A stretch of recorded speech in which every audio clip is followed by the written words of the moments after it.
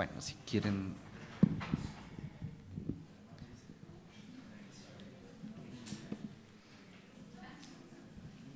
Si les parece bien, damos inicio entonces a la sesión de la tarde, que es un conversatorio entre Karina Vidaseca y Culsilamco.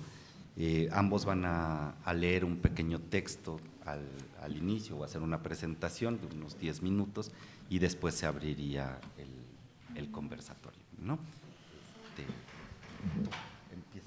Empiezas, Karina. Bueno. Sí.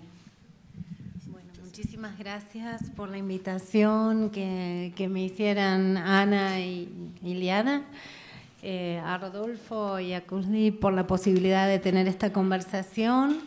Estuve escuchando a lo largo de la mañana y parte de la tarde y realmente estoy como muy impactada, primero porque, bueno, llegando ayer no tuve mucho tiempo de hablar y hoy los escuchaba y las escuchaba y realmente siento que hay una afectación muy, muy importante, ¿no? Y qué importante ha sido y es que este encuentro tenga lugar aquí como una piedra fundacional, ¿no? Justamente en un lugar para pensar cómo es lo que sucede en México, pero también en el resto de América Latina y el Caribe.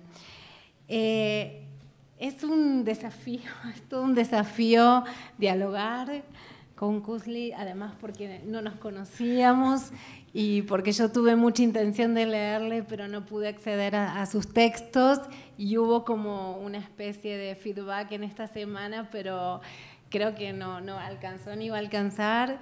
Así que me animé como a pensar, después de escucharte y de ver que sos poeta y dramaturgo y sos un artista, me siento en una posición como muy humilde, ¿no? para poder dialogar contigo. Pensé desde qué lugar y enseguida interviene la figura de Ana Mendieta. No sé por qué, y hablábamos con Mauricio recién y con Fer.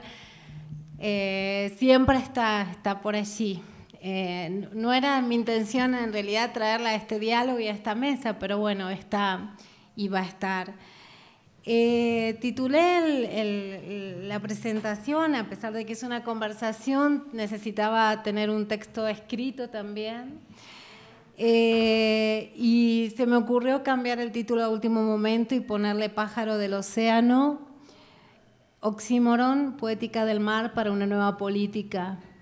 Y me sedujo mucho también la idea de traer a esta conversación un proyecto que estoy llevando adelante que se llama Poéticas del Mar, Voces del Sur y Diálogos Transatlánticos, que justamente intenta ser una plataforma para descolonizar las artes, las cosmopolíticas, y que tiene mucho también de diálogos ahora en curso con un cineasta camerunés que se llama Jean-Pierre Bekolo, y que ha grabado parte de los ateliers de pensamiento que están sucediendo en diferentes partes, en Dakar, en Senegal, en diálogo con el pensamiento decolonial de América Latina, ¿no? Y Caribe. Así que un poco son algunas como impresiones que vengo teniendo, también como colaboradora en el programa Sur-Sur de Claxo, al cual le debo todo lo poco que sé sobre pensadores africanos que admiro y que son realmente mágicos en términos de la posibilidad de pensarnos en estos sures, ¿no? Voy a leer algunas impresiones, no sé si cómo preferimos que, ¿no? ¿Sí? ¿Entero o alguno? Y voy, vengo, no sé cómo encararlo. Kuzli, ¿preferís que lea el texto y después hablamos? Sí, vamos leyendo textos porque pues, es un poco lo que nos han solicitado inicialmente. Perfecto, muy bien. Bueno, dice así: más al norte o más al sur, tan solo unas leguas de distancia definen la vida de los migrantes africanos y afrodiaspóricos. El escritor nigeriano Isia Bairobi expresó en su momento: los africanos sobrevivieron a la travesía del Atlántico trayendo consigo escrituras performativas. La partidización del mundo, la injusticia colonial, las leyes discriminatorias, segregacionistas, la represión de los movimientos antirracistas despertaron la conciencia de movimientos globales como las vidas negras importan, nosotros nacimos libres, la Unión de Refugiados Africanos, etcétera, etcétera. Es muy larga la lista e incluye también, por supuesto, el Sindicato de Manteros, del cual Ana se refirió por la mañana. Como en los años 80 y 90, lo que se haya dado en llamar el afrofuturismo renace con fuerza, como una forma de unir el futuro con el pasado y de ayudar a reinventar la experiencia de las personas de color, dice una pensadora de nombre Womack. Y luego está pensando justamente en estos lenguajes intertextuales y performáticos, tanto la ciencia ficción como las cosmogonías africanas, la música con el legado de Sun Ra, que condensa esa intersección entre cultura negra, dice ella, tecnología, liberación e imaginación.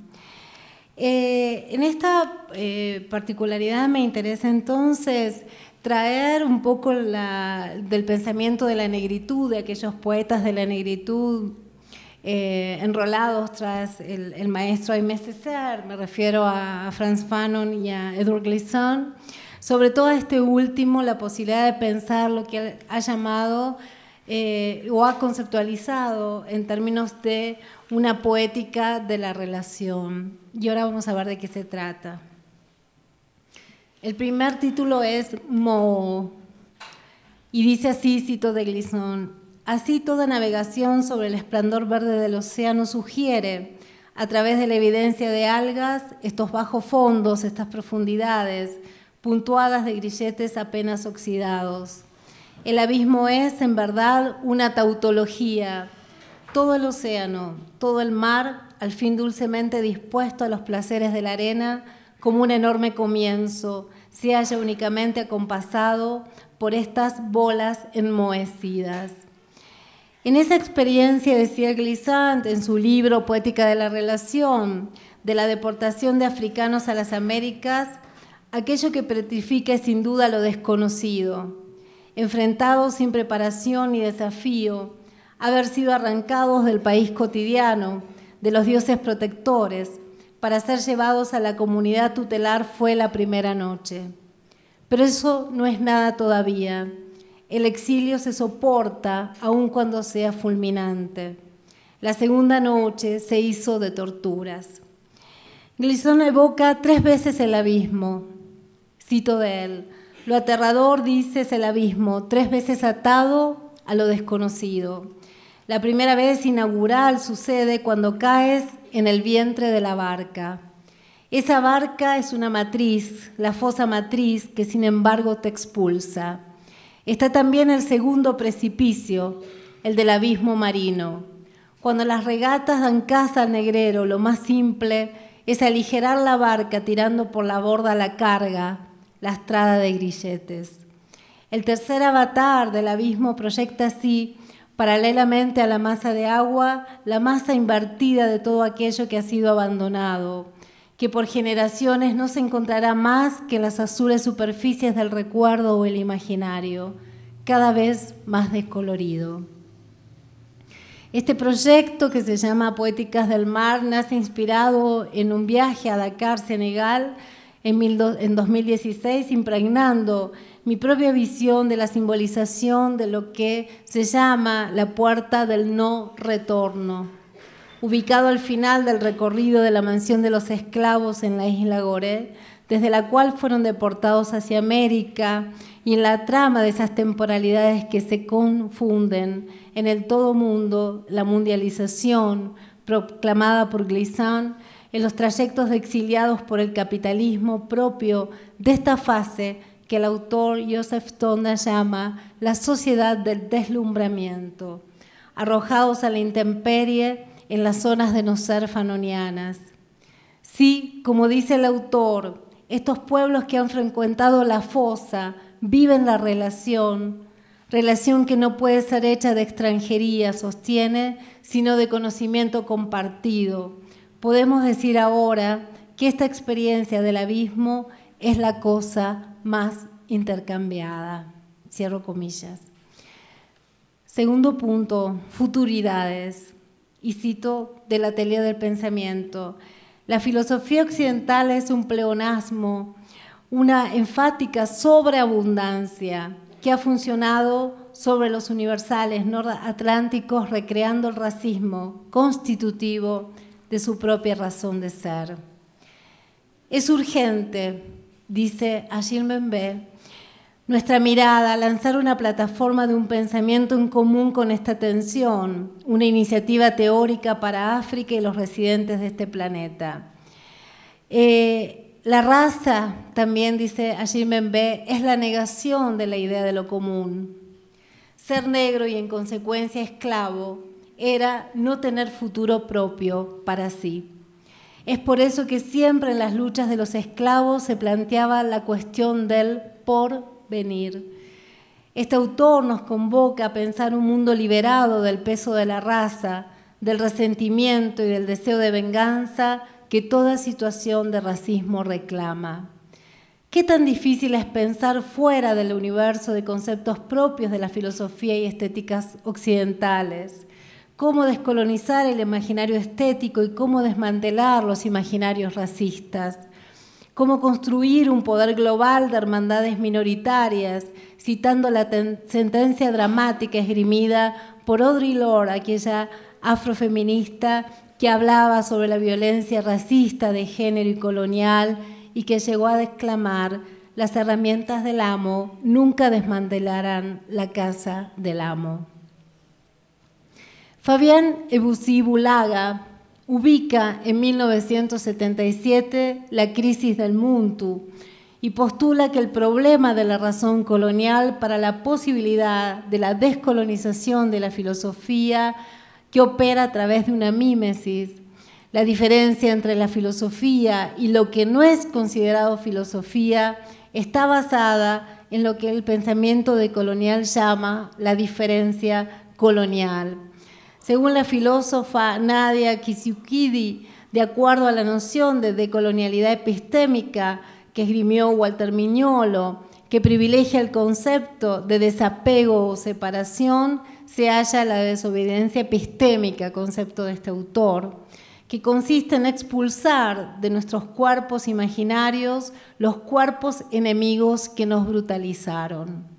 En cambio, para el pensamiento africano en la crisis de Muntu de Boulaga, consiste en analizar el conjunto de la economía del deseo y la reapropiación, no el abandono, sino el autodescubrimiento de la filosofía bajo la cuestión colonial.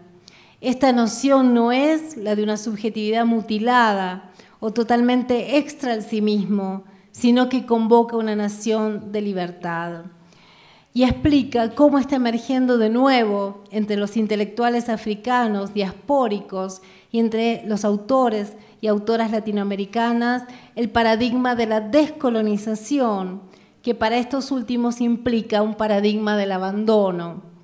Existe, dice la autora, una tradición teórica africana, pero se diferencia de la perspectiva decolonial, pues no convoca al abandono del paradigma para pensar la decolonización y usa términos provocativos como la noción de recuperación que se encuentra en el trabajo de Boulaga y en el texto de Valentín Mudimbe, El glorioso cuerpo de las palabras y los seres, el término de la colonización del pasado y el de la recuperación sirven en ese espacio de la descolonización.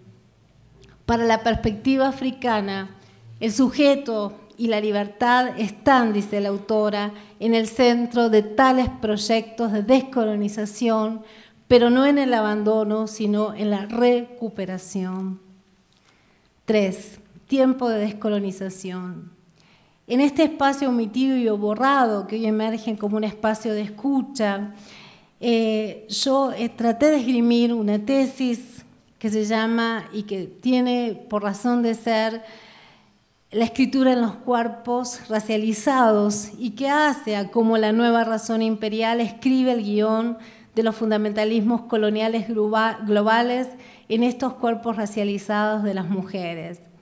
En tanto la historia que se conoce, la historia oficial, siempre sobra del colonizador, él ha desacreditado el trabajo de alumbramiento de las memorias orales en favor siempre de los archivos escritos y ante la apatía del mundo. Y en esa historia las mujeres son representadas a través de una monoglosia que siempre es la monoglosia del colonizador.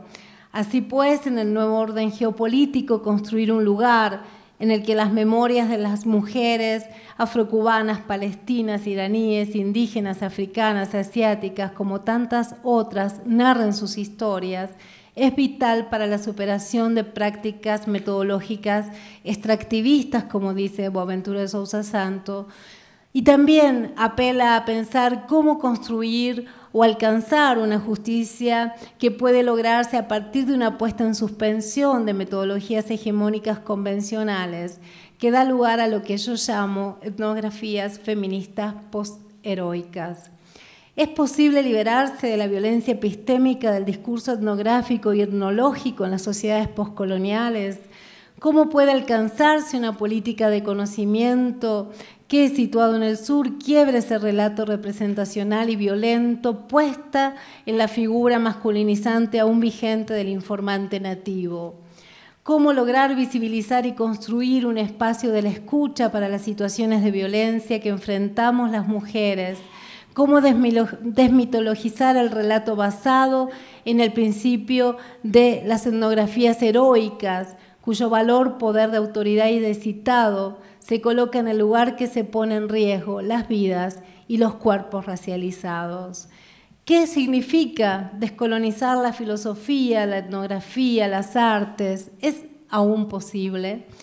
La pregunta acerca de qué experiencias acontecen en ese cuerpo colectivo desterritorializado, desgarrado, animalizado de nuestro tiempo postcolonial se ubica, según mi percepción, en la intersección de la memoria ancestral y las futuridades.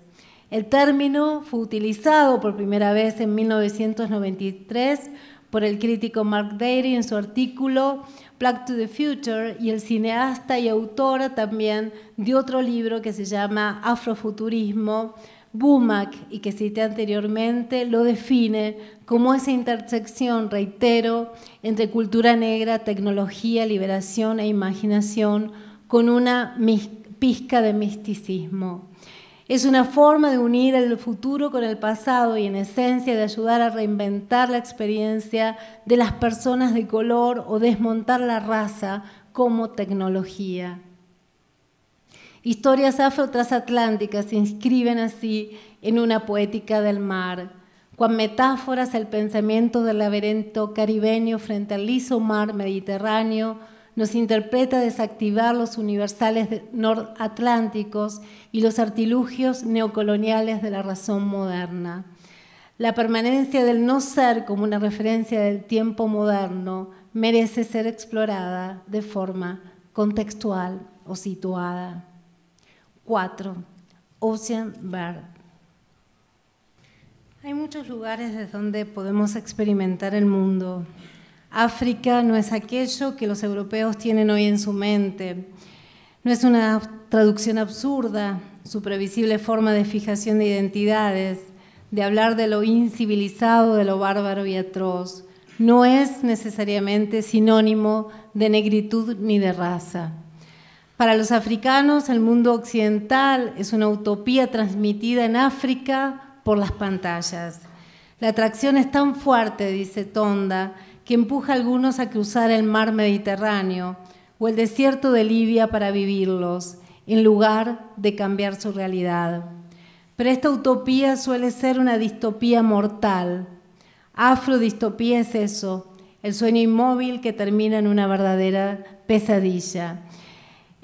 Así exclama Joseph Tonda cuando habla de un concepto muy interesante que traducido al castellano podría ser deslumbramiento o obnubilación. En su libro El imperialismo colonial, crítica de la sociedad del deslumbre. Otro autor, Mudimbe, en El olor del padre, se pregunta si África puede y debe deshacerse de Occidente. Este último plantea la única pregunta real que define un proyecto para los africanos, porque fue en torno a su reunión con el hombre blanco que se dibujó su proyecto que hoy debería ser revisado. Pero ¿cómo hacerlo?, se pregunta Mudimbe.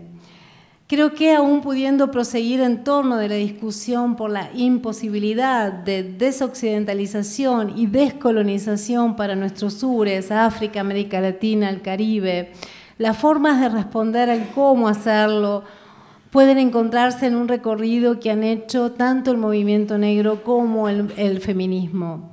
El movimiento de la negritud, conocido en Fanon, buscó la liberación del hombre negro del trauma de la colonización e intentó en la clínica, por cierto, en la psiquiatría, su cura. No obstante, quedó atrapado en la idea, hoy tan cuestionada por las pensadoras feministas, de una liberación falogocéntrica. Me gustaría reorganizar un nuevo espacio afectivo que no esté centrado en la melancolía de la laetitia africana, sentenció la pensadora Kizzy Cudi. Este nuevo espacio afectivo, entonces, reclama otra práctica política y otra práctica estética situada. Y así la obra de esta artista cubana, Ana Mendieta, muestra destellos de la recuperación para tomar la palabra de Debussy de un mundo del cual fue desterrada. Me refiero no solo al exilio de Cuba, sino al exilio del pensamiento archipilar tan propio del Caribe, que Glissant ha poetizado de este modo, y cito del autor. Le toma prestadas la ambigüedad, la fragilación, la derivación, admite la práctica del desvío, que no es ni huida ni renuncia, reconoce el alcance de las imaginerías de la huella y las ratifica.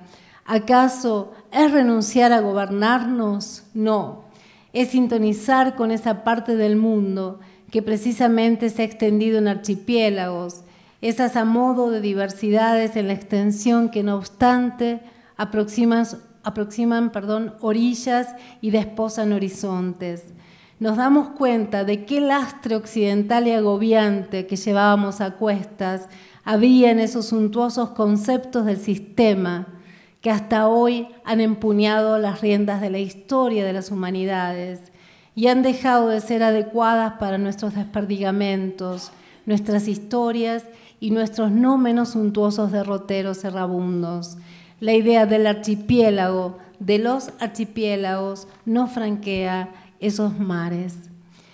Hacia 1973, Oaxaca, México, marca para Mendieta el regreso a la tierra, más bien su retorno al país natal, parafraseando al poeta Aimé Césaire, con imágenes de Chagall o la serie de siluetas que desarrolla justamente en México, luego de ser desterrada a Estados Unidos por la operación Peter Pan, ¿no?, que sacó a cientos y cientos de miles de chicos de Cuba a Estados Unidos entre los años. Ella vuelve a México entre los años 1973 y 1977 y dice: sumergirme en México fue como regresar al origen y poder conseguir magia con solo estar allí. En ese movimiento de recuperación aparecen entonces las siluetas, huellas indelebles, simbolizando, como dice William Zimmer, en un texto citado por Petra Barreras del Ría, la curadora de la retrospectiva de Ana Mendieta en Nueva York, 10 años después de su muerte. A estas marcas se las llama siluetas, pero son realmente vaginas plasmadas en las formas, en las lomas, en la hierba. Los expresionistas abstractos deseaban identificar sus cuerpos con la tierra, pero hombres al fin y al cabo no pudieron acercarse tanto. Esto era cierto en cuanto a los grabados en las rocas, en las inscripciones de símbolos femeninos. Ellos la ayudaron a curarse a sí mismo, aunque solo temporalmente. Si uno pudiera por lo menos reclamar una porción pequeña de la tierra como su propio territorio, entonces el exilio se mitigaría. Decía Mendieta en un texto sin declarar: he estado conduciendo un diálogo entre el paisaje y el cuerpo femenino, basado en mi propia silueta. Creo que esto ha sido resultado directo de haber sido arrancada de mi tierra natal, Cuba, durante mi adolescencia. Estoy abrumada por el sentimiento de haber sido arrojada del vientre o la naturaleza.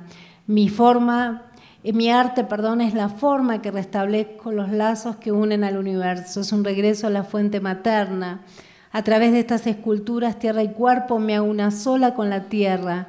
Me convierto en una extensión de la naturaleza y la naturaleza se convierte en una extensión de mi cuerpo. Este acto obsesivo de afirmar mis lazos con la tierra es en realidad una reactivación de creencias primigenias en una fuerza femenina omnipresente. La imagen posterior de estar encerrada en el útero es una manifestación de mi sed de ser. Mendieta describe una costumbre africana, según dice, que le parece análoga a su trabajo.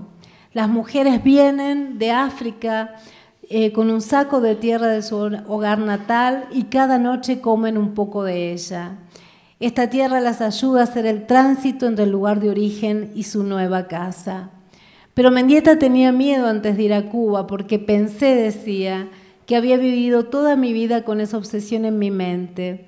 ¿Qué pasaría si descubro que no tiene nada que ver conmigo? Desde el minuto en que llegué me sentí que pertenecía de nuevo a algún lugar. 5 décadas más tarde, la libertad que se puede sentir al sumergirnos en el ancho mar de las estrellas ha cedido lugar a una metáfora marítima de un pasado que siempre retorna. Un océano convertido en cementerios de cuerpos humanos que desesperadamente se exilian cuando logran llegar al otro lado.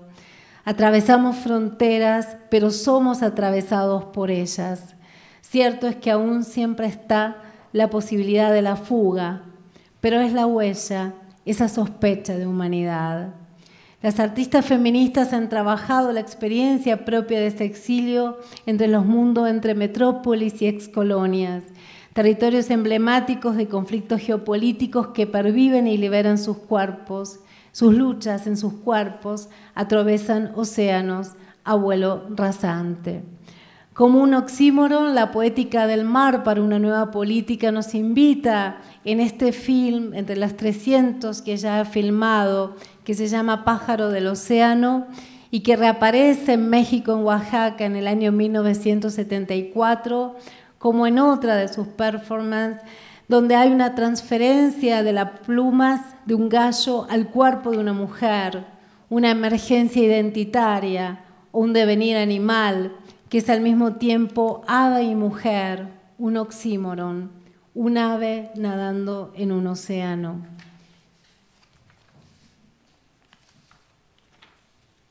Hallada, luego arrojada desde un piso número, no recuerdo exactamente, pero un alto edificio de Manhattan del año 1985, la interpelación ponía en el lugar de la ausencia de un cuerpo, su espiritualidad se elevaba con velocidad estrepitosa de su materialidad pulverizada en fragmentos, órganos estrellados contra el piso. Él, Andrés, su expareja, fue absuelto, conserva su libertad y su celebridad. Ella, muerta, asesinada, excluida y ausente, busca justicia, la piel se eriza.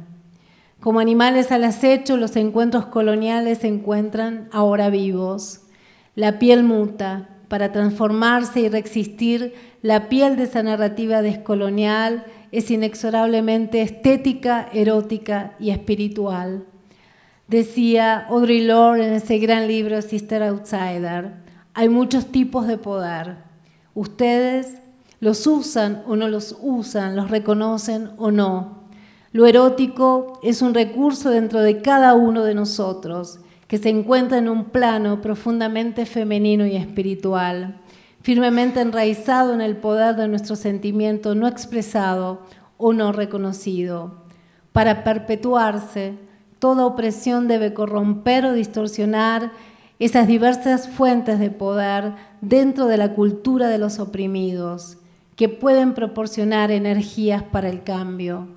Para las mujeres, esto ha significado una supresión de lo erótico como una fuente considerada de poder e información en nuestras vidas. Me inspiran así estas siluetas del mar como una nueva poética, como los rastros corporales que dejó en 1972 y como un oxímoron, la posibilidad de encontrar en ese oxímoron de un pájaro nadando en el océano la posibilidad de la salida. Muchas gracias.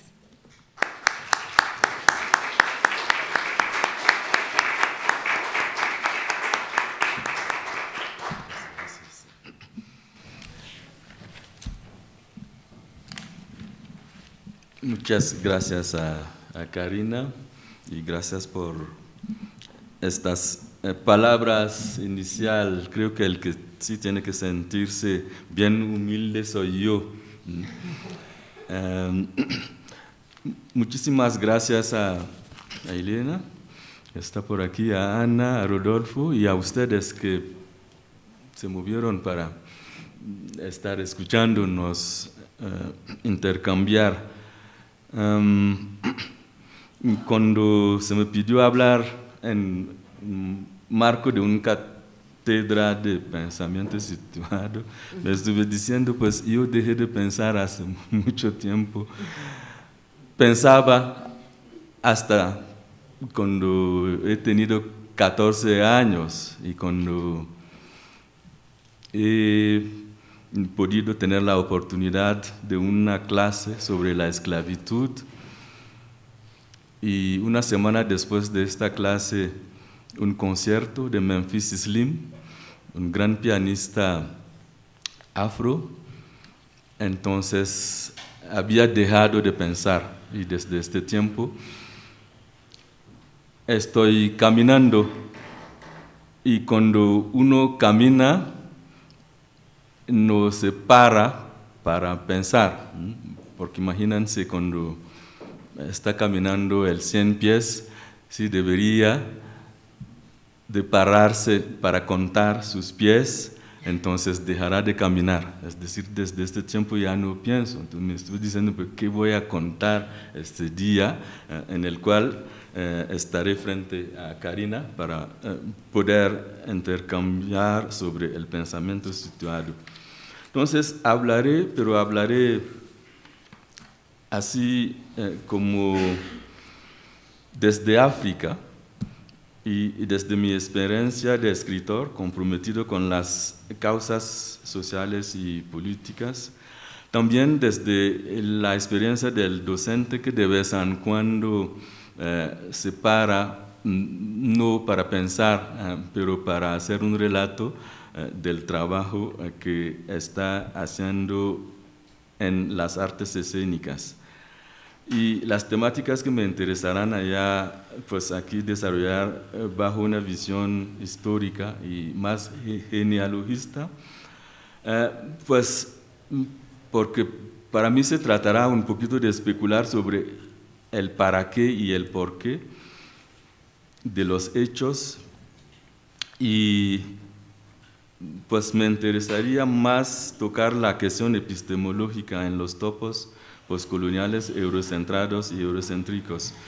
Lo estaba desarrollando Karina, y lo único que voy a estar haciendo es leer unos párrafos que tocan la problemática de los paradigmas tradición-modernidad, el proyecto imperialista, la resistencia, la cultura de resistencia y la resistencia haciendo arte, el compromiso y acción que debe de transformar un mundo que tiene que ser, y nos estamos encontrando en el concepto del mundo archipelágico, que para nosotros creo que estamos en camino. Es una de las salidas que nos permite justificar lo que estamos haciendo. Normalmente no hago citas, pero hoy creo que dejaré patrocinar mi reflexión con citas diversas, lo que para mí es un tipo de impostura, porque siempre he pensado que cada uno de nosotros tiene que estar expresando lo que tiene que expresar y no hacer referencia a lo que uno ya había dicho, porque parece que cuando ya es así, todo está resuelto. Pero hoy sí voy a tener un montón de citas. Empiezo con esto.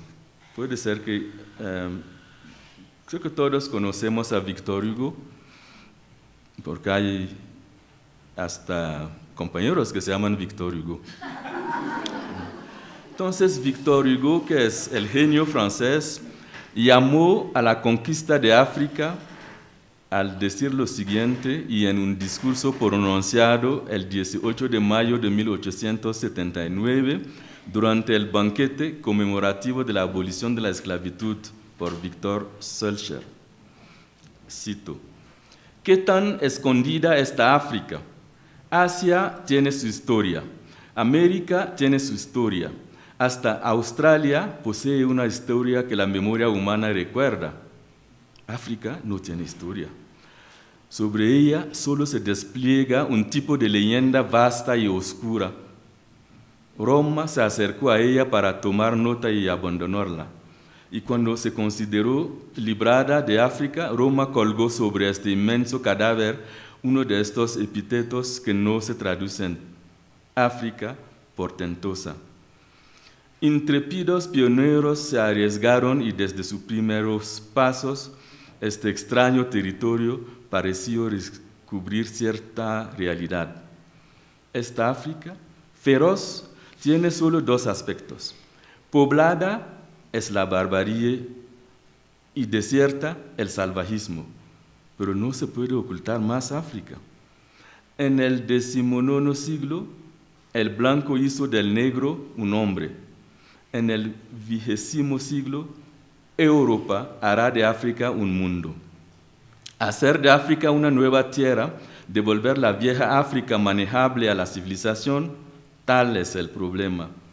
Europa la resolverá. Adelante, pueblo, apodérate de esta tierra, tómala. ¿Para quién? Pues para nadie. Tómala, toma esta tierra a Dios.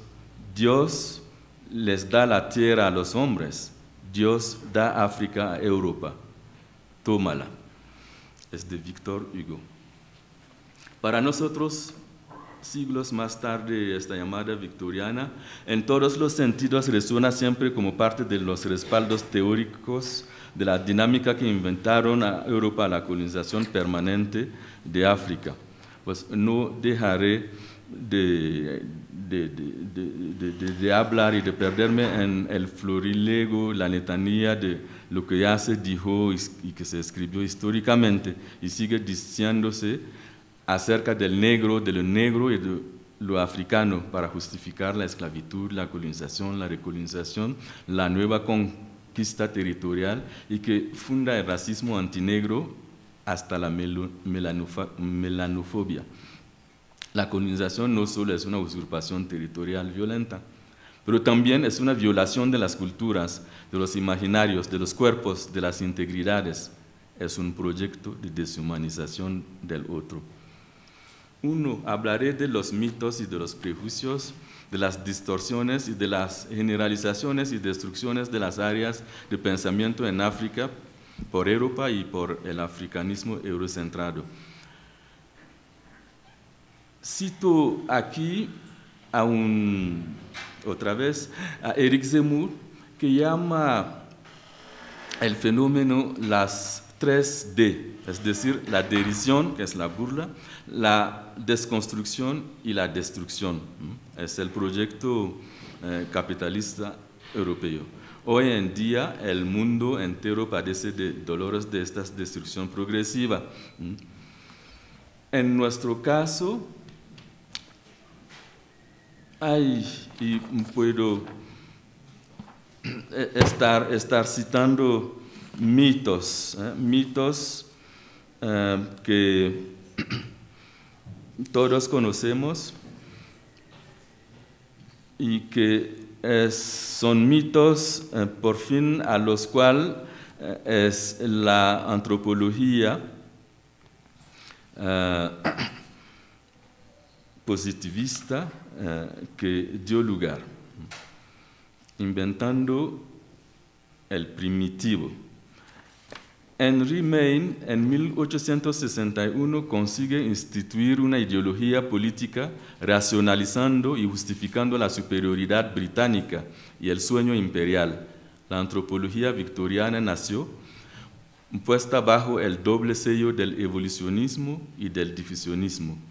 La invención del primitivo debía legitimar entonces la supremacía y la dominación inglesa y europea sobre el resto del mundo primitivo y salvaje destinado a evolucionar bajo estas directrices. Más tarde, esta misma antropología se asumirá como disciplina científica y al mismo tiempo política, poniéndose al servicio del poder colonial. Entonces se inventaron todos estos mitos y prejuicios, de los cuales puedo aquí citar el trabajo brillante que hizo el profesor Teófilo Benga, el mito del Elam, por ejemplo. Los africanos no han construido pirámides, y pirámides estuvieron antes en el Kurdistán, y cuando se buscó se encontró que en el Kurdistán no había pirámides. El mito de Cam, mito semítico o afroasiático, conocen bien este mito que hizo de Cam, uno de los 3 hijos de Noé, el negro maldito. Es la Biblia que nos enseña eso. El mito de, pues, un montón, sabían árabes, de navegadores de Cartagena, de los Sao, las huellas de la gente blanca en Golfo de Guinea. Todos estos mitos es para decir que cuando se descubre algo de importante en la producción artística antigua en África, entonces hay que justificar que hubo europeos que vinieron o gente blanca que vino, y esta gente es la que produjo la obra artística o la obra arquitectónica. Y el mito del Eros negro es el que sí me gusta siempre porque me da tanto risa. El Eros negro como estándar de la sexualidad negra, llena de lujuria desbordante, de bestialidad excesiva, con características innatas, patológicas, orgánicas y falos u órganos femeninos enormes. Estas consideraciones condujeron al emérito profesor Cuvier y a sus investigadores a hacer un análisis de Sargi. No sé si conocen la historia de la Venus Hotentote, que por fin han traído de arena en arena, y cuando se murió en el Museo del Hombre, el profesor Cuvier, que pidió su cuerpo, por fin la cortó en pedazos y se guardó su órgano genital en un bocal durante siglos, hasta que por fin se pidió por Mandela, cuando él estuvo presidente, para hacer un entierro decente, es decir, el Museo del Hombre, conservando así órganos de seres humanos para estudiar, porque todavía la Sargi Hottentot no es un ser humano, puede ser que es la parte que falta en la teoría de la evolución para que se vea que hay una coherencia. Y el mito de la etnofilosofía: negros no tienen filosofía y ni tienen un sistema de pensamiento específico. Marcin Toa y Paulin Utonji demostraron que los orígenes de la filosofía griega se encuentran en el pensamiento africano del antiguo Egipto. El mito del fetichismo animista, el mito de la inmovilidad de las temporalidades en sociedades africanas. Hace poco el presidente Sarkozy, haciendo un discurso, de hecho en Senegal, en la Universidad Cheikh Anta Diop, estaba diciendo que lo malo es que todavía el ser africano no suficientemente entró en lo que es la historia, cuando desde muchos tiempos se ha demostrado que somos no solo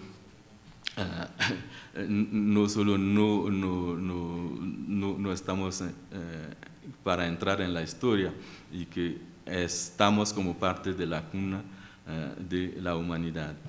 El mito de la misión civilizadora de Europa, es decir, África nunca ha conocido imperios o reinos, u otros mitos, ¿no? Como son los africanos mismos que gozaron de la venta de los esclavos, son los activistas europeos que acabaron con la esclavitud, los africanos son desorganizados y muy corruptos, por eso África es pobre.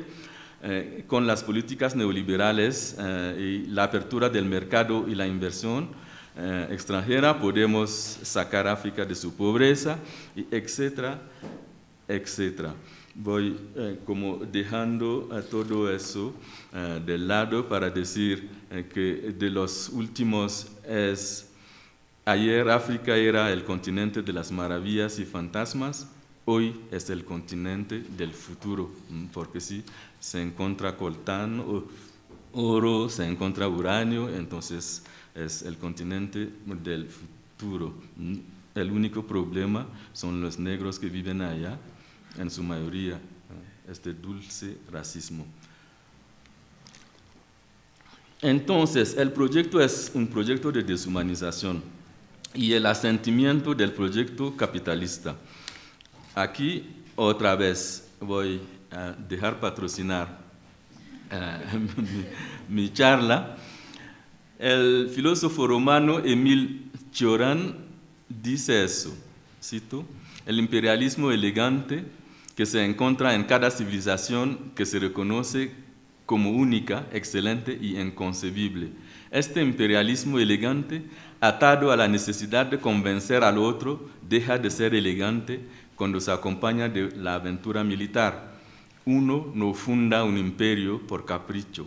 Uno somete a los sujetos para que lo tomen como modelo, para que adopten sus creencias, sus prácticas. Luego viene el imperativo perverso de hacer de los conquistados esclavos.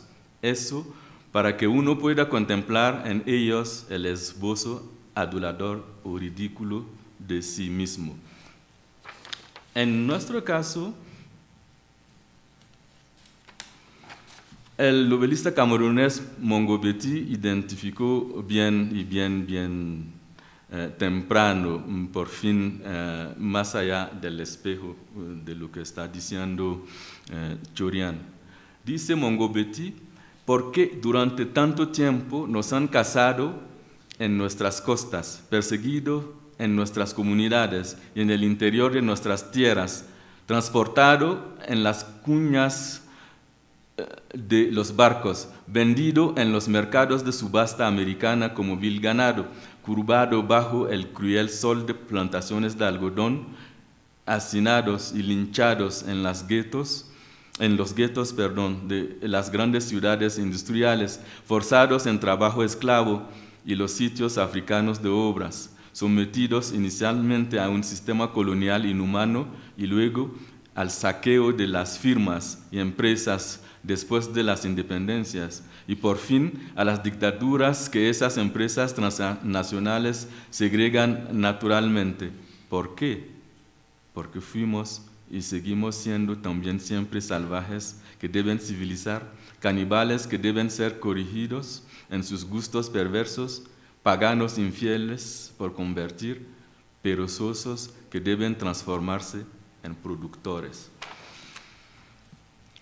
Entonces, con todo eso, el paso intelectual normal en el proceso de descolonización mental habría sido lo de someter todo a una análisis crítica sistemática, ¿no? Ya teniendo las independencias desde más de 60 años.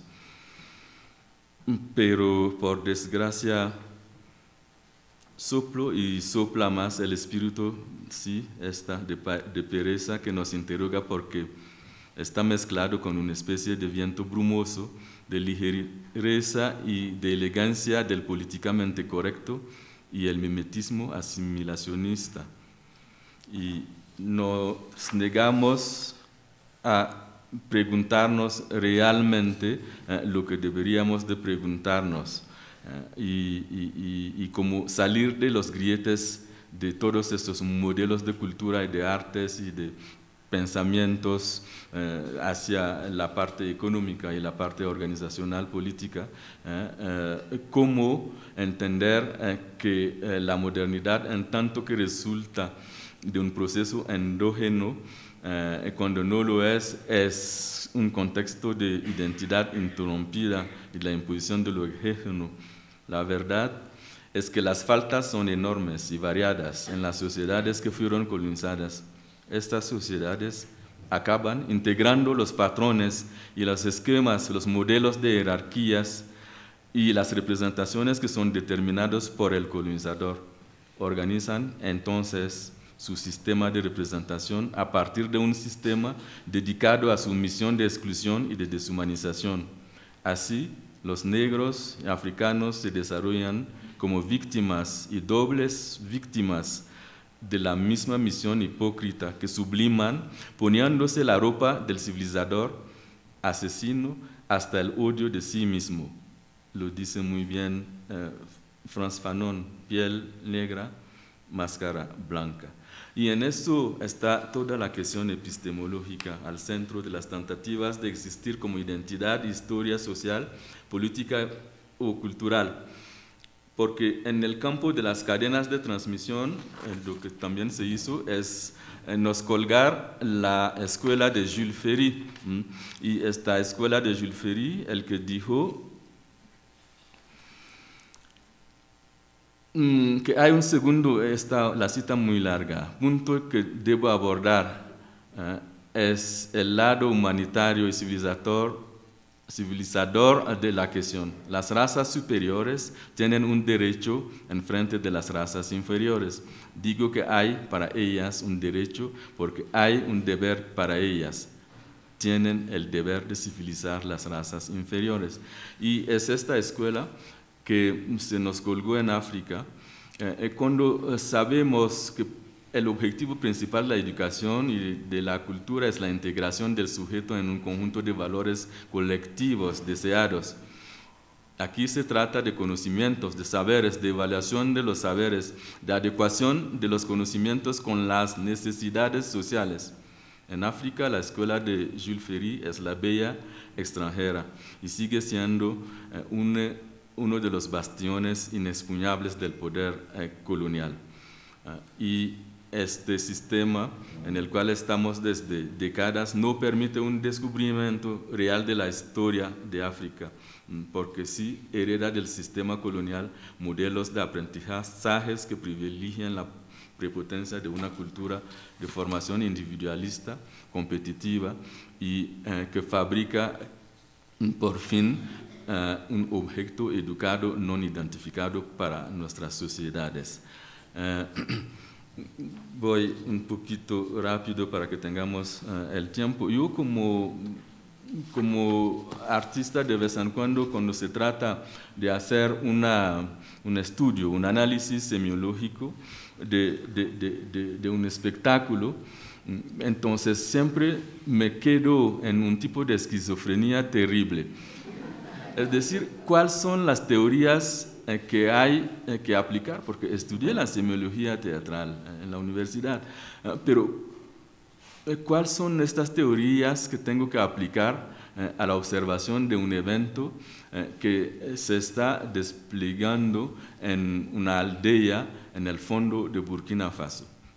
Muchas teorías están disponibles, por desgracia, casi todas generadas en contextos no africanos, experimentadas en prácticas no africanas, dirigidas a un público no africano y con una terminología que no toma en cuenta las incidencias particulares en las lenguas africanas. Si buscan en el diccionario de teatro que se pretende universal, porque juega a integrar en sus columnas palabras importadas, este diccionario no reconoce los términos de Koteba, de Marbayasa, de Mamno, del Jeli, del Alariño, cuando reconoce el no japonés o el katakali o el teatro balinés. Rehusar a la integración terminológica ya es un desprecio de las formas practicadas, una negación de la validez de estas formas, una práctica consciente de la exclusión discursiva. Entonces, ¿cómo expresar diferentemente la dificultad de aplicar estas teorías y cómo percibir y definir el horizonte de espera de los públicos africanos, lo cual permitirá sembrar semillas de nuevas artes escénicas? Regresamos a el hecho que sí, el enemigo es la duda. Esta duda sinuosa, sabiamente infiltrada durante siglos. Y comunidades enteras de individuos fueron llevadas a poner en duda sus raíces, en lo más profundo de sí mismo. Y para sacarse de eso, el camino es largo. Es tan largo que siempre nos encontramos en el crucero entre, pues, dejar caer todo, como se estaba diciendo esta mañana, o intentar lo que Karina está ya comentando inicialmente, intentar reterritorializar la gramática africana. Siempre estamos en este crucero. Y para los que quieren seguir, porque hay unos que sí dejaron de luchar, pensamos que el colonizador se fue de África, pero dejó su cabeza, y hay que cortar esta cabeza. Cortar la cabeza es desconstruir los mitos racistas y el africanismo eurocentrado. Primero es eso. Y está identificado desde el inicio. En 52 ya Nkrumah lo estaba bien precisando, diciendo que a partir del momento en el que la historia de África está aplicada desde los arreglos y apegos de los intereses europeos, del comercio y del capital, los intereses de sus misioneros y administradores, no es asombroso que el nacionalismo africano esté considerado como perverso y el colonialismo como virtuoso. Entonces, el gran esfuerzo inicial es sí intentar acortar esta cabeza. Y es decir, también llamar a el que se pretende como investigador o como intelectual. Pues nosotros no nos gusta mucho esta palabra, creo que todos somos intelectuales porque todos tenemos una inteligencia. Creo que es eso, ¿no? Como la raíz de la palabra. Pero sí, muchos se pretenden intelectuales, pues a veces decimos intelectuales orgánicas, ¿no? Así como para... Entonces, el reto es inmenso. El investigador deberá pasar por un proceso de descolonización de mentalidad y de desfascinación y de demistificación del otro. El investigador deberá oponer el sentido común a la doxa pseudocientífica para reconstruir los sentidos auténticos. Él deberá liberarse de las generalidades acertadas para que se tome en cuenta la diversidad de los experimentos in situ. Él deberá identificar los campos de la chulería para desconstruir la impostura, es decir, los aciertos sistémicos vehiculados por el pensamiento, pues el mismo dominador y dominante, y el predominio epistémico eurocéntrico. El investigador deberá dejar de encerrarse en una vieja torre de marfil del dogmatismo tradicionalista integrista, porque la mirada postcolonial nos ha cambiado a veces en objeto de estudios y hasta por los mismos africanos. Cuando estoy diciendo eso no estoy poniendo una barrera. Aun cuando a veces si se encuentran fenómenos terribles. Hace creo que 2 años un gran intelectual mexicano estaba presentando en el Museo de Antropología una exposición sobre las máscaras de una comunidad de Congo, y él estaba hablando de la belleza de estas máscaras que llegan de estos lugares, de estas selvas oscuras llenas de misterios entre serpientes y animales feroces. Nos quedamos diciendo, gritamos para pararle en lo que está diciendo, Y es eso. Entonces, se cristalizó y es algo que se osificó con moldes predefinidos. Y el investigador deberá preocuparse para la elaboración metodológica de nuevas herramientas de aproximación, de análisis y de interpretación de las realidades sociopolíticas y culturales tradicionales y modernas, agregadas en una episteme africana renovada y enriquecida de aportes diversos de la contemporaneidad. Se tratará entonces, para desvelarlo, buscar el espacio eslabón perdido para volver a elaborar esta dinámica necesaria a la reconfiguración de una episteme fundamentada en una hermenéutica del sujeto colectivo. La metodología debería transitar por una decodificación de los procesos secretos, ocultos, pasar por la sistematización para una resignificación que a su vez pasará por la creación y la definición de nuevas categorías conceptuales y de análisis, pasará por la consideración de los parámetros de la conciencia histórica, la evaluación de los métodos de investigación y de conocimiento del objeto en relación con el sujeto y finalmente la integración consciente del fenómeno cultural y artístico en una filosofía de la transmisión y de la integración comunitarias. Se trata de una praxis pedagógica y si no trabajamos para llegar a eso, pues mejor dejar de hacer investigación. El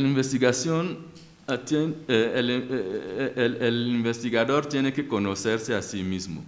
Es la primera de las cosas en África. Aquí dejo otra vez patrocinar mi charla. Chinua Achebe, gran novelista y pensador de Nigeria, dijo eso: mientras los leones no tengan sus propios historiadores, las historias de caza glorificarán el cazador. Y otro, Soyinka, dijo acerca de la temática de la negritud: el tigre no canta su tigritud, pero salta sobre su presa.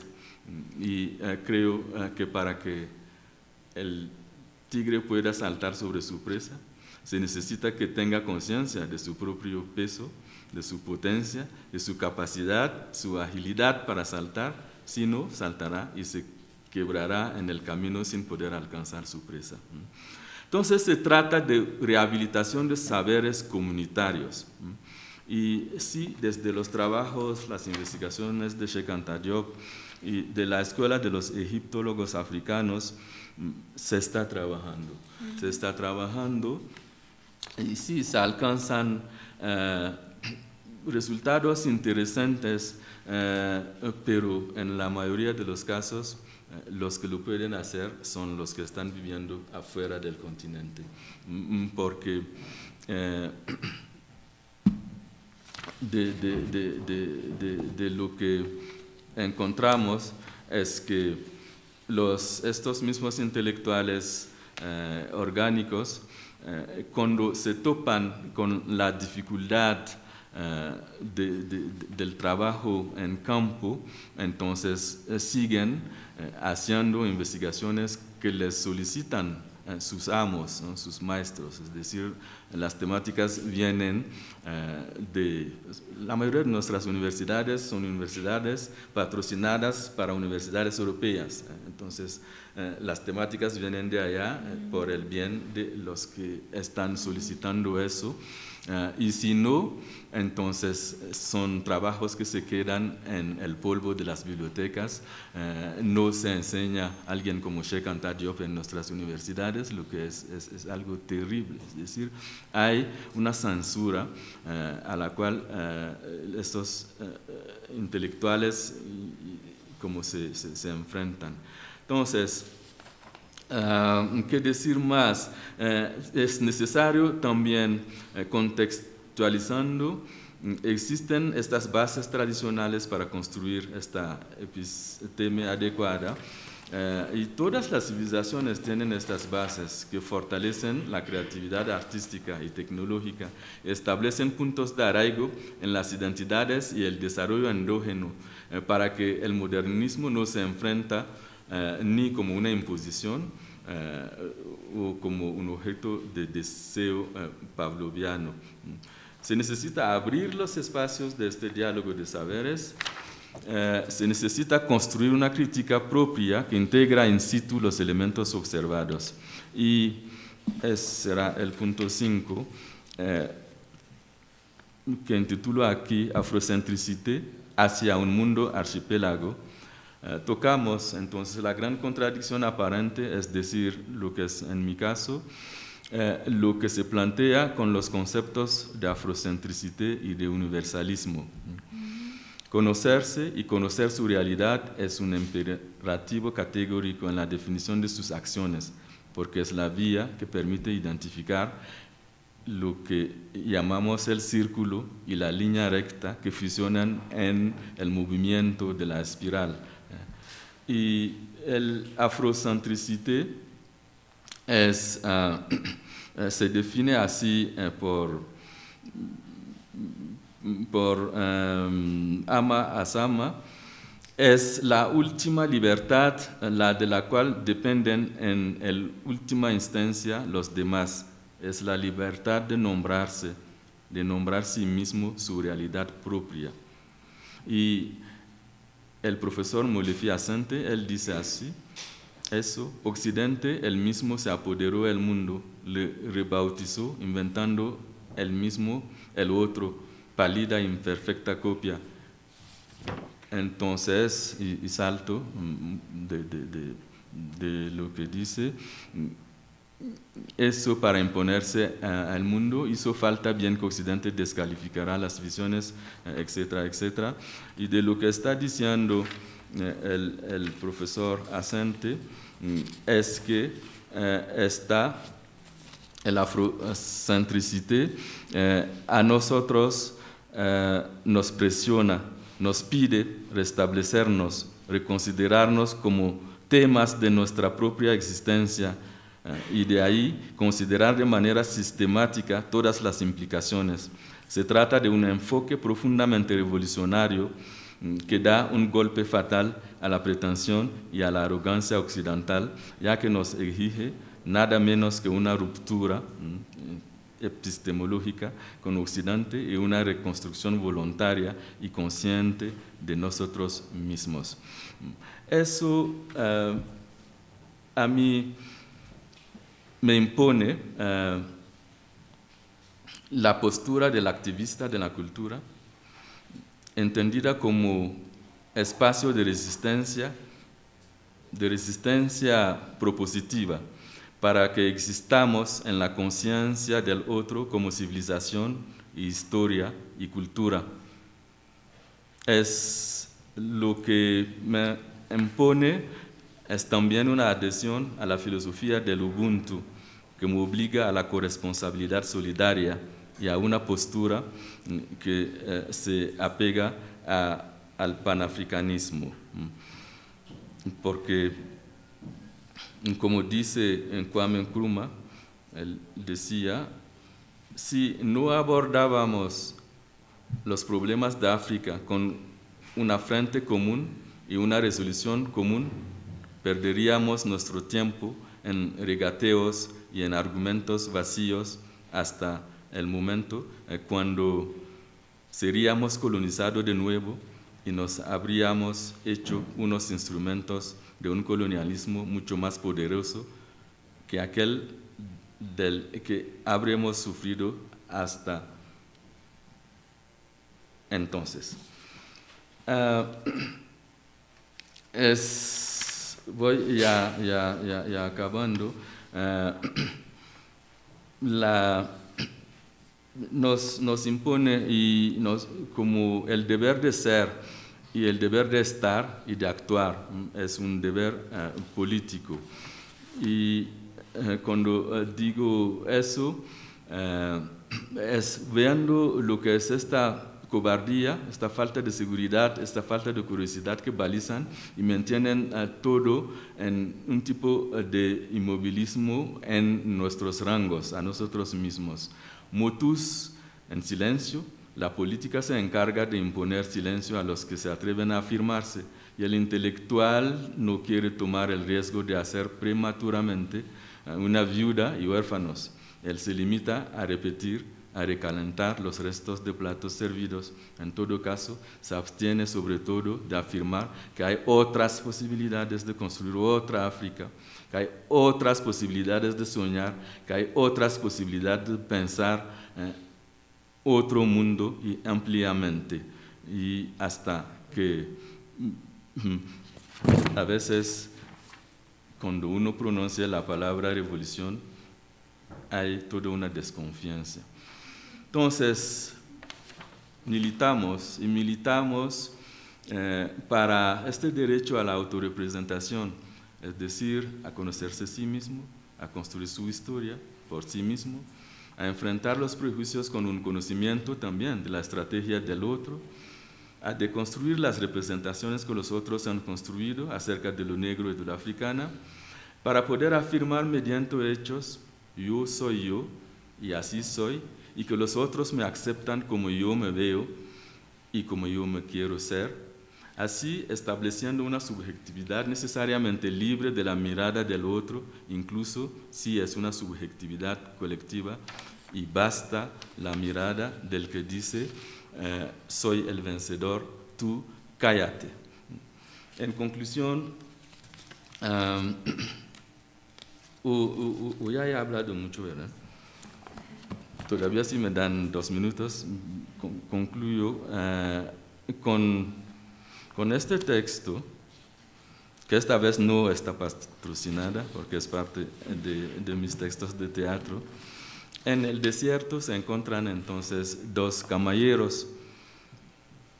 Desierto, el lago de oro inmenso, mar infinito de arena, que se extiende en dunas onduladas bajo el sol amarillo.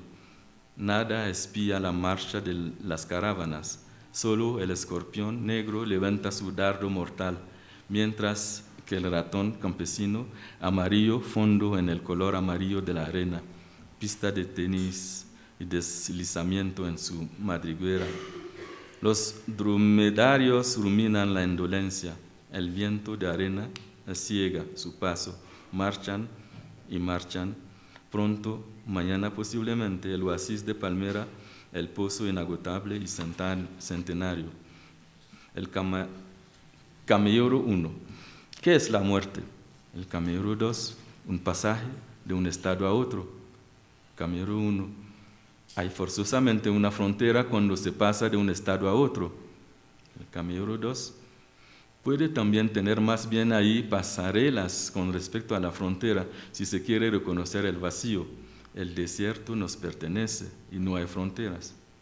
El camellero 1. Es horrible cuando los niños sufren y mueren inocentes, puros, sin manchas. No hicieron nada que mereciera un fin adelantado. El camellero 2. Todo el mundo muere, hasta los vivientes mismas. Cada día mueren, renovando sus ideas, mueren por las uñas, los cabellos y el cuerpo que se cansa. Camellero 1, pues, ¿por qué morimos? Camellero 2, para ser regenerado. La hoja que cae del árbol deja lugar al nuevo retoño. La flor se hace fruto. El fruto lleva una semilla que se hace árbol a su vuelta y que da la hoja, la flor, y es el círculo de la vida. El camellero 1, las cosas deben ser redondos, girar sin cesar o avanzar en línea recta en el tiempo. Camellero 2, cada uno encuentra su respuesta. Si uno tiene por costumbre de mear sentado, lo esencial es no odiar el otro porque mea de pie. El camellero 1, ¿meas de pie ahora? El camellero 2, no, pero pienso que el que mea de pie podría comprender que yo meo sentado. Creo que la vida está hecha de ciclos, de los mismos acontecimientos que se reproducen como las temporadas, pero no odiará el que cree que todo es línea recta, derecha, en movimiento hacia el infinito.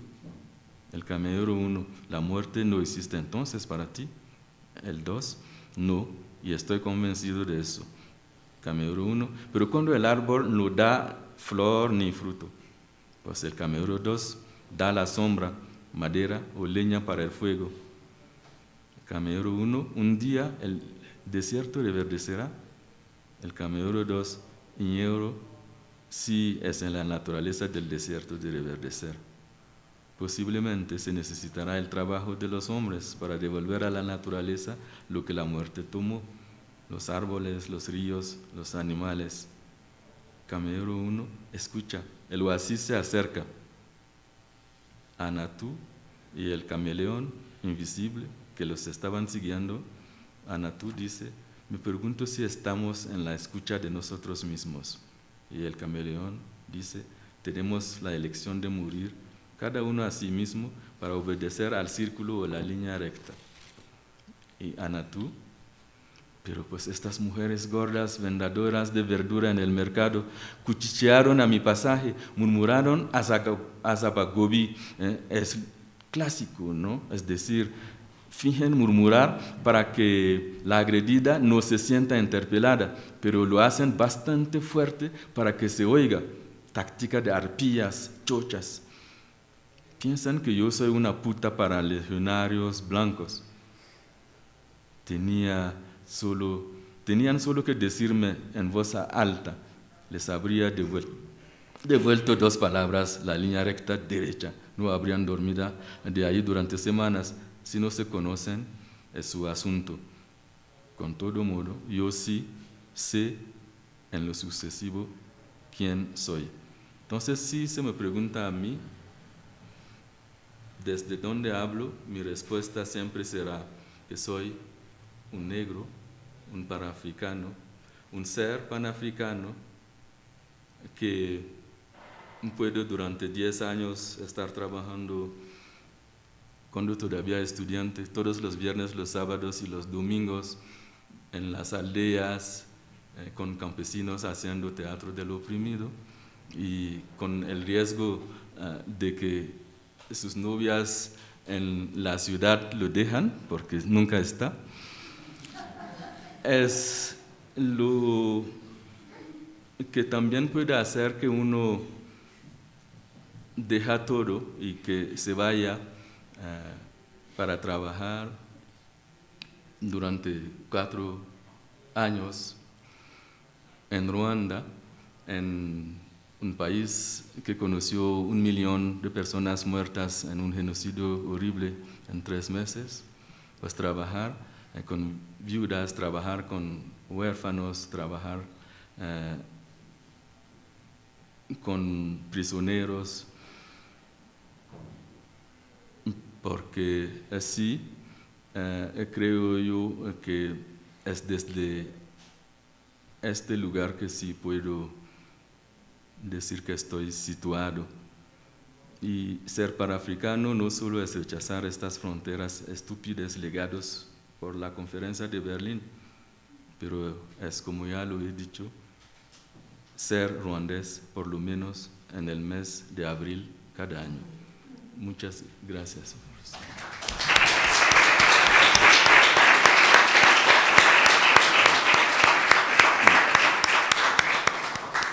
Gracias.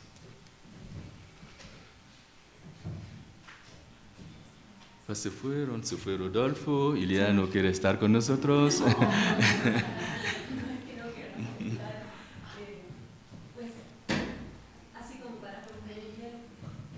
Iniciar un poco de conversación con ustedes. Hay como una pregunta que me gustaría, una pregunta no es como una, más que pregunta, es como una provocación o un incentivo para hablar de otras zonas también de ustedes, ¿no? Bueno, Kulsi y Karina, a cada uno es algo distinto. En el caso de Kulsi, ahorita hablaste de tu trabajo como activista cultural, ¿no? Que tú tienes todo un trabajo, creo que nos interesaría mucho, ¿no? Un poco de ese trabajo tuyo de poeta, activista cultural, del cual has hecho mucho en México también, ¿no? Y que es tu estar situado aquí en México también, ¿no? Y con Karina, ahorita que veía que escuchaba como tú reflexionabas sobre Ana Mendieta y hablabas de estas siluetas de Ana. Y siempre que veo antes yo pensaba en nichos, ¿no? Los nichos de Ana Mendieta, porque la sensación que tenía siempre viendo esas imágenes de Ana Mendieta era como si ella buscara, como si buscar la tierra fuera buscar pues su propia tumba, ¿no? Como buscar un lugar donde descansar. Fíjate, siempre un poco vi. Y luego una vez empecé a mirar estos espacios que ella cavaba, porque era como si su cuerpo quisiera entrar, ¿no? En ese nicho, como si lo cavara con su silueta. Alguna vez pensé mucho en esta reflexión lesamiana del insularismo, Karina, ¿no? Y ahorita con Glissant, lo archipelágico. En Cuba se pensó mucho desde el grupo Orígenes, desde los poetas Lezama Lima, Fina Gracia Marrús, toda esta cuestión de la sensibilidad insular como una manera distinta de posicionarse frente a la sensibilidad continental, ¿no? Creo que ahí lo telúrico aparece de distintas maneras y es algo súper interesante a la hora de, incluso escuchándolo a ustedes, ¿no? Pensaba también en esta dimensión. No sé, esto de Ana de pronto Mendieta como casi como armando una isla con su cuerpo, ¿no? Había algo y nada, tenía deseos de compartirlo contigo.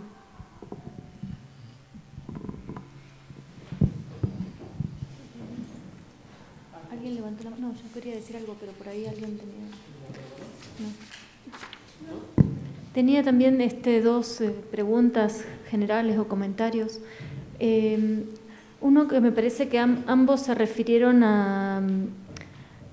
bueno, fue una hermosa coincidencia que ambos entraran en África, ¿no? La cuestión de África en un encuentro sobre arte y política en América Latina, lo que me parece muy potente. Entonces, pero ambos al referirse a África pareciera como una especie de obligatoriedad pensar en la relación de África con Europa o con Occidente. Entonces pensaba en si podíamos tratar de indagar de otras maneras que no necesariamente estén mediadas por Europa en la relación entre África y América Latina. Pensando en la metáfora del mar a la que apeló Karina, ¿no? Ese mar, y sin ser ingenuos respecto simplemente de una asociación que eluda pensar que efectivamente África y América Latina se vincularon a partir de Europa, del proceso de colonización y de esclavitud, o sea que eso es inevitable, ¿no? Hace poco en el Reina Sofía inauguró Mapa Teatro, el colectivo colombiano, una instalación muy potente que incluye algunos documentos que me parecieron muy perturbadores porque hay representaciones de vínculos incluso de sometimiento o de castas de privilegio de indígenas sometiendo a población africana en América. Entonces también preguntándome por esa cuestión, digamos, no es un vínculo necesariamente de fraternidad o de hermandad, sino un vínculo muy complejo con muchas idas y vueltas. Pero les quería preguntar por eso, dado que ambos trabajan en ese sur-sur, en esos viajes de ida y vuelta, en esa tensión. Y la segunda cuestión, más pensando en Karina, en una parte de su intervención, respecto del motor para migrar a Europa desde África, que me pareció entender algo en relación a la afrodistopía, creo que dijiste eso, en relación a una autora que citaste que planteaba algo así como que no se quedan en África para transformar esta realidad, sino que prefieren migrar. Y yo pensaba que en realidad siempre imaginé esa migración como una migración de extrema necesidad, una migración impulsada por la desesperación de no poder persistir en el propio lugar, una migración forzada por la guerra, por el hambre, por la hambruna, por la masacre, no simplemente por la fascinación por esa otredad. Entonces me pregunto si podemos tensionar también esa idea a partir de esta cuestión, ¿no?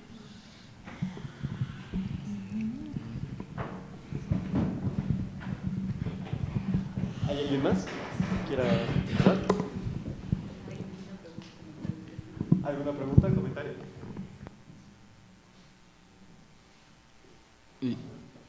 Y ya vamos entonces. Karina, porque pues yo estuve hablando mucho tiempo, entonces. Sí, adelante y luego le tomaré la palabra, ¿no? Bueno, como bueno, sí, muchísimas gracias por las sugerencias. Ileana, cuando hablas de la búsqueda de tierra, y ahí hay una de las filmaciones que yo no conocía que se llama El latido de la tierra, Y cuando hablabas me hizo acordar mucho esa, está la grama, el césped y late, ¿no? Y es una suspensión de un latido de la tierra que da una percepción muy increíble, también para comprender que en realidad hay mucha gente que habla de Mendieta en términos de paisaje y de cómo ella interviene el paisaje, pero esa visualidad y esa perfo que tiene un efecto muy interesante, al menos a mí me impactó mucho, no sé si porque no la conocía, pero La tierra latiendo daba una apreciación muy interesante de cómo me parece que es el camino inverso que hay que buscar a Mendieta. En realidad no es ella interviniendo el paisaje, sino de algún modo el paisaje impregnando a Ana, ¿no? Es decir, me parece que habría que hacer como un recorrido inverso para entender eso. Sobre esta sensibilidad insular que un poco aparece ahí de la manera que yo empecé a trabajar en Mendieta, luego con Glissant, me parecía interesante porque cuando ella es desterrada y ella regresa a América, el primer piso que toca es México y luego va a Cuba. Y ella empieza a hacer un camino muy interesante, que es una búsqueda propia por conocer esas que ella llama raíces primigenias y demás, y tiene un encuentro con la cultura yoruba. En realidad ella cuenta en las declaraciones que uno puede encontrar, porque toda esa obra está como, y sus fragmentos está todo muy disperso, por momentos se reiteran, pero por momentos aparecen como destellos de algo que ella estaba muy a la vanguardia diciendo, ¿no? Y ahí me parecía que era muy interesante cómo es posible esta idea de África, ¿no? Por ahí para conversarlo con Kulsi, es decir, la idea de África que tiene Europa, ¿no? Ana también dice, ¿por qué precisamente hay que procesar esta triangulación siempre pasando por Europa, ¿no? Y entonces ahí me empezó a sugerir la idea de cómo estas costumbres que Mendieta toma, de esas costumbres entre comillas africanas que ella cita, relacionadas con este saco de tierra de que las mujeres llevaban a sus casas luego de que se casaban, iban comiendo la tierra para hacer esa transición entre el pasaje de su casa natal a la casa donde finalmente habitaba. Me pareció como una idea muy interesante de una búsqueda propia, pero también de cómo la idea de África tiene que ver también con eso. Es decir, es otra forma de comprender ese imaginario, esa materialización de África en América, ¿no? Es decir, en el camino, en el trayecto que hace Mendieta también, ¿no? Entonces ahí me parecía de algún modo preguntar, interpelar la obra de Mendieta a través de cómo en esa obra está África, está la santería, está el candomblé, está las ceremoniales del devenir animal, de las plumas, el uso de plumas y el uso de aves en ciertas culturas africanas, pero también reminiscencias que tienen que ver con lo indígena, ¿no? Y todo ese camino que ella hace lamentablemente al final de su vida, porque en los últimos años ella vuelve a Cuba, si mal no recuerdo, 4 o 5 años antes, ¿no? de su muerte.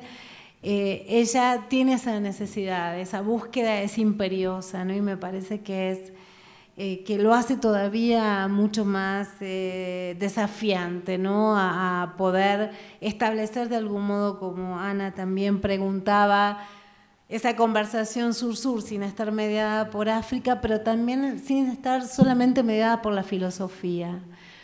Porque lo que encuentro siempre en el pensamiento, de la teoría del pensamiento, por ejemplo, que Becolo filma y donde están las figuras principales que yo fui también recitando de algún modo, hay una imperiosa necesidad de desoccidentalizar la filosofía, ¿no? Entonces también preguntarse por qué no operar de otra forma en esas conversaciones, ¿no? Es decir, ¿por qué no tomar otras disciplinas, otras herramientas, no tensionar desde otro lugar? Y la obra de Mendieta me pareció una obra muy interesante, sobre todo porque lo último de esta poética que yo les pasé, que es ese film que se llama Pájaro del Océano, a mí me perturbó muchísimo. Porque de algún modo ella está sintetizando algunas materialidades que son muy interesantes. El tema de ese oxímoron que aparece ahí me parece que es muy interesante. ¿Por qué? Porque si el oxímoron es la contradicción de dos fuerzas opuestas, hay una necesaria búsqueda de un tercer espacio, o habilita en esa tensión, en esa contraposición de fuerzas opuestas, la posibilidad de una salida. Entonces me parece que ahí hay algo también que es interesante y que ella empieza a trabajar, y que posiblemente algunas interpretaciones fueron más por el lado de un devenir animal, de un devenir humano, más un estilo deleuziano, si quisiéramos.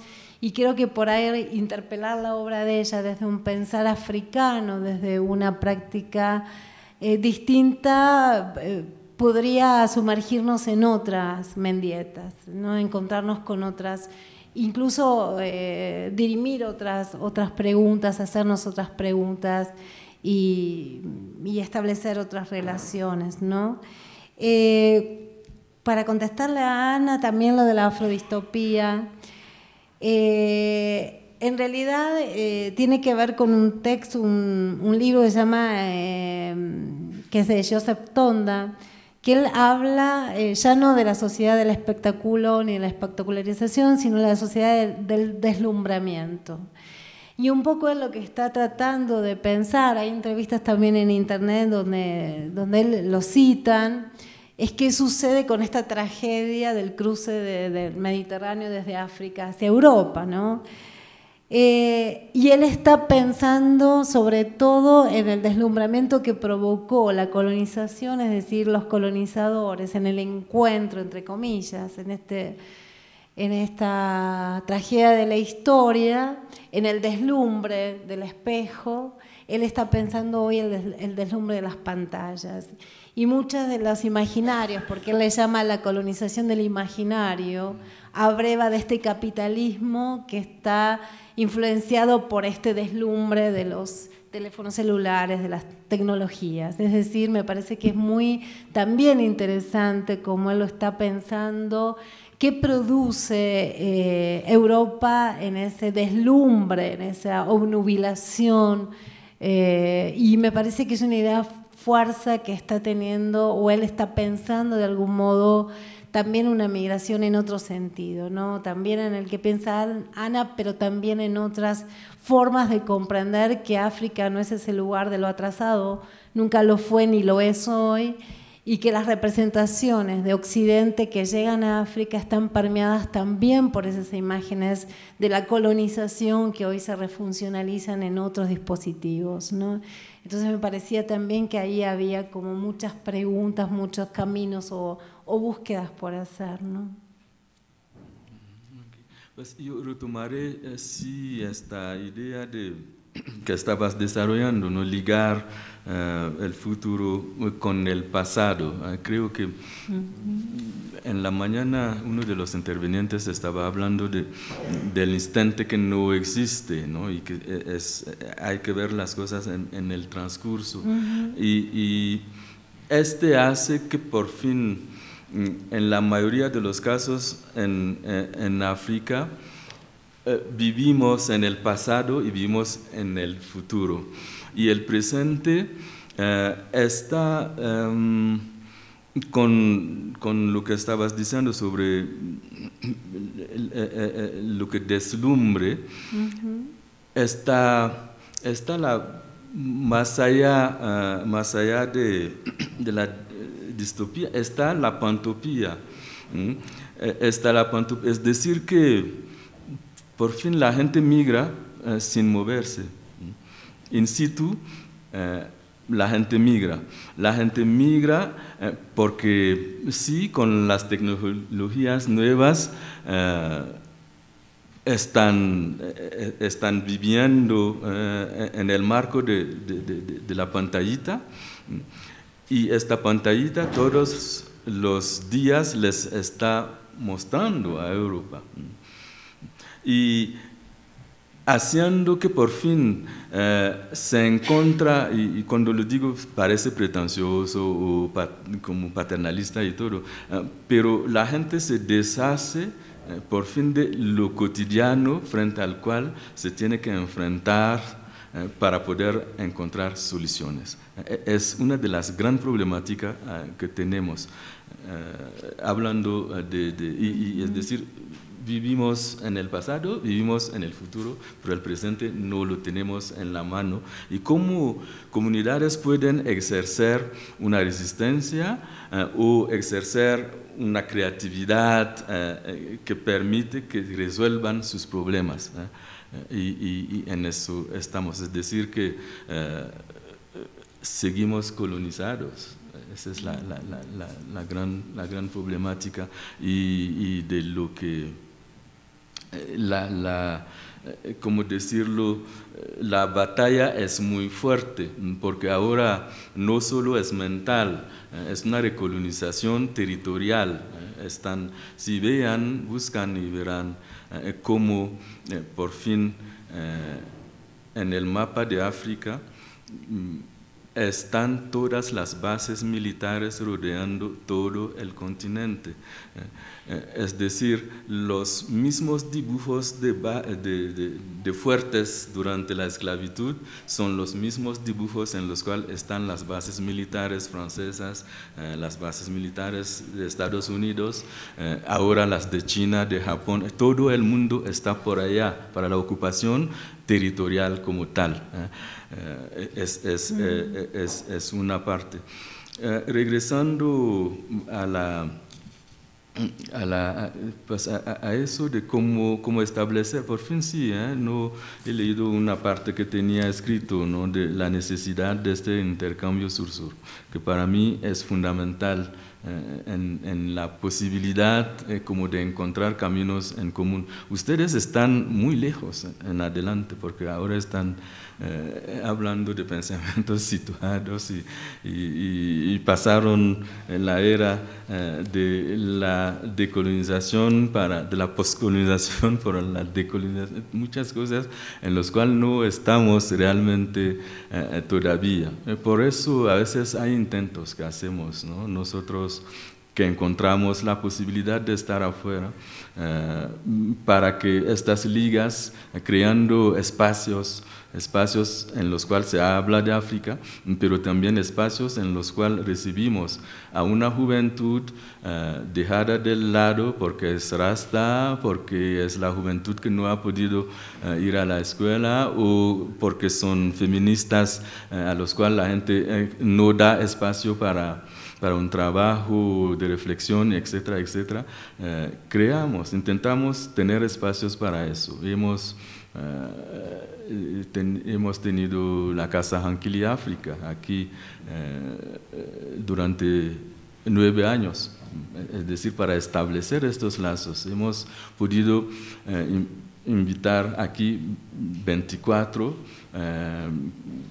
investigadores, artistas y todo, que se han podido quedar 3 meses, a veces más, para compartir aquí en faros, en universidades. Con ellos fuimos muchas veces en la Costa Chica de Guerrero y de Oaxaca, para establecer este lazo y recordar la historia de los negros mexicanos que están por allá, etc.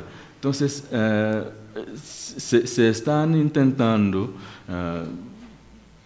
de dar fuerza, de dar a estos espacios de intercambio.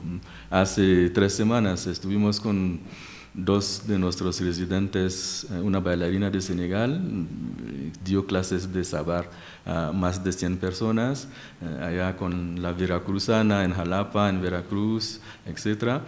Un pintor de Bogolán. El Bogolán es una técnica de pintura con barro y con hojas de ngalama, es todo natural, y esta técnica se utilizaba en África desde el siglo XII para dar tinturas a las ropas de los soldados de Sunjata y de los demás. Entonces, esta técnica la hemos llevado y hemos pasado 2 semanas con con los artesanos de Papantla, compartir esto con ellos. Ahora pueden hacer el bobelán. Y ellos nos han enseñado cómo van fijando las tintas que hacen ellos también con productos naturales. Entonces, en pequeñas cosas así, sí se puede alcanzar como este salto y dejar a Europa de lado, esperando que un día se vuelvan a acercar los continentes y que sea más fácil ir de México a Dakar sin pasar por París o por Londres. En eso estamos. Pues, pero de lo mismo, ¿hasta cuándo las instituciones pueden entender eso?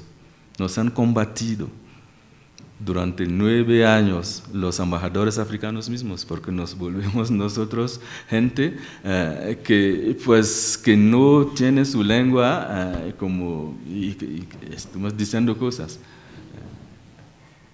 Hasta la misma Secretaría de Cultura pidió que nos corran del lugar en el cual estuvimos.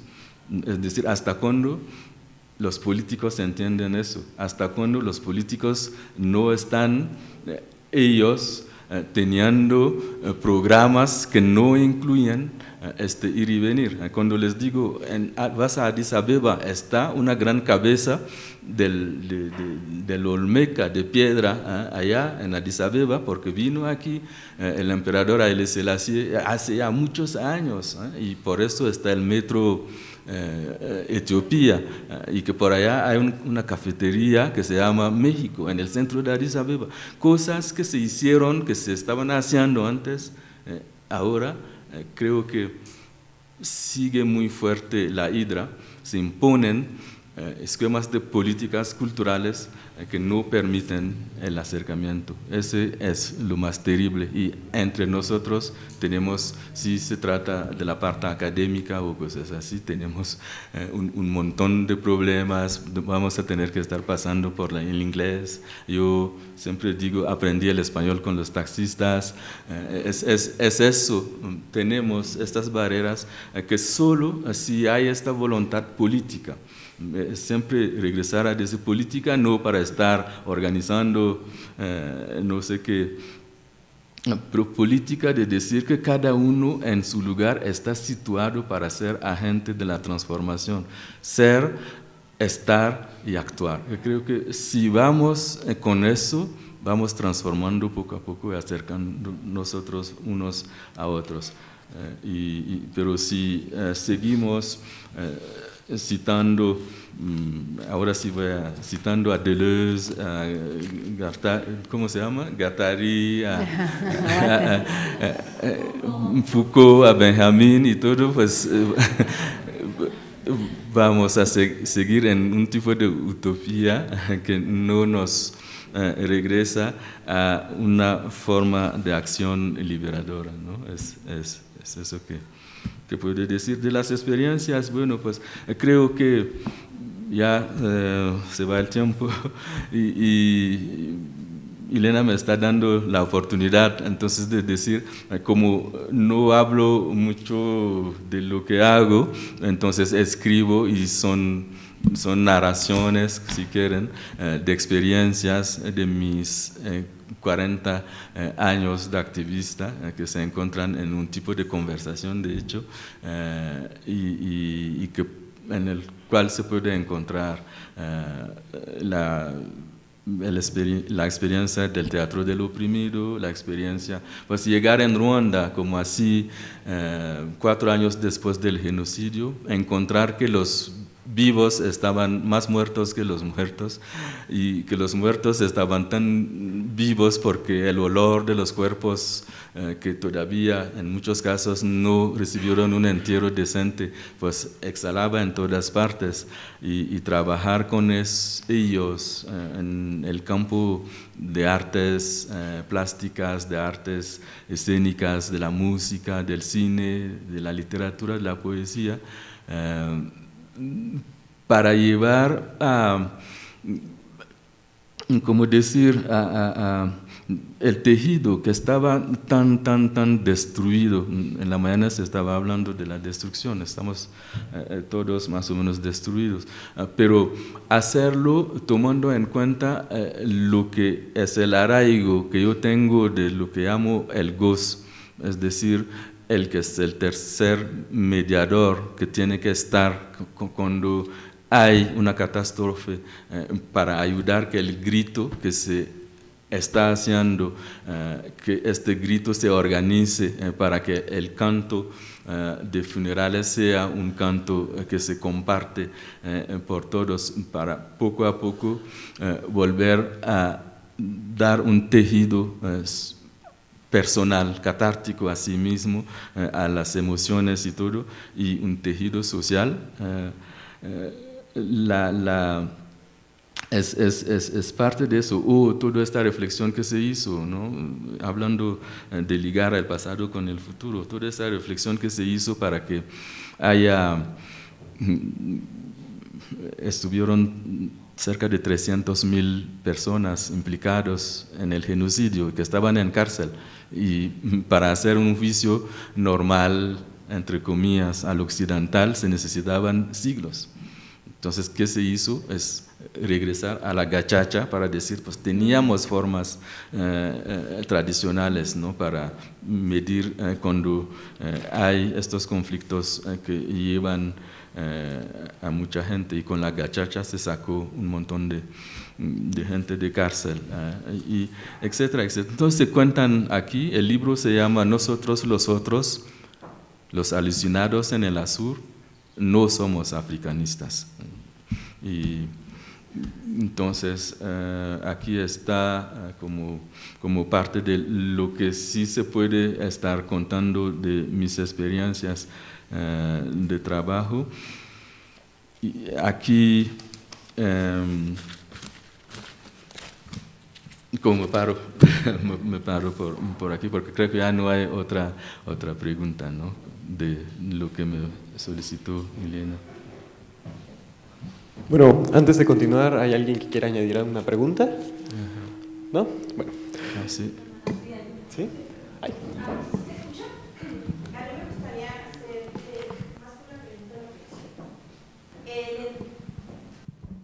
En el momento en que nos hiciste la relatoría de cómo ha transcurrido África, quisiera saber cómo definirías la libertad para África. ¿Cuál sería realmente la libertad? Para esa manera, de una manera epistemológica, entender la nueva filosofía que se está proponiendo, ¿no? Uh-huh.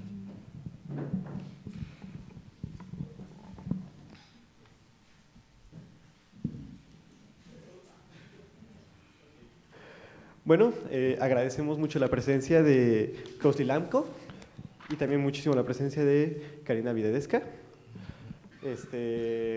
Ahora pasemos al patio trasero para escuchar al grupo Poesía Cantada y hacer un brindis.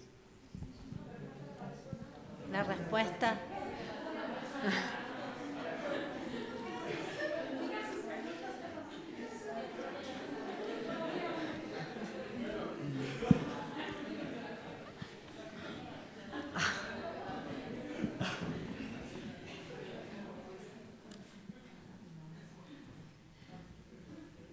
Bueno, pues entonces, sí, como aprovecho, ¿no? La libertad para mí o la libertad para los africanos.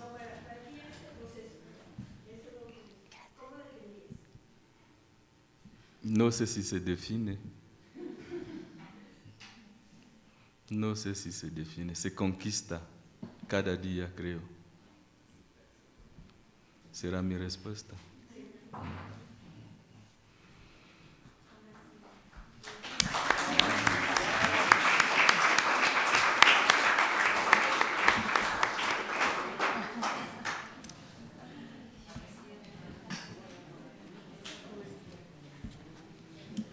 Muchas gracias.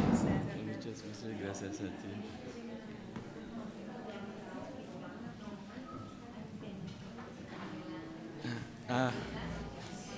¿Así?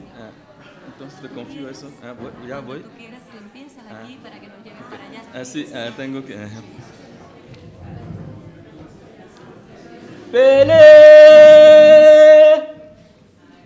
Wagatiande Baizuri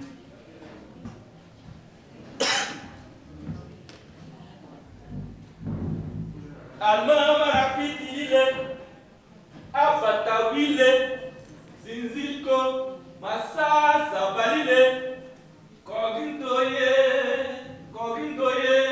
Girzibo Bobio Wanda Kamano Bele Tatoblo Yatoblo Balile Siguen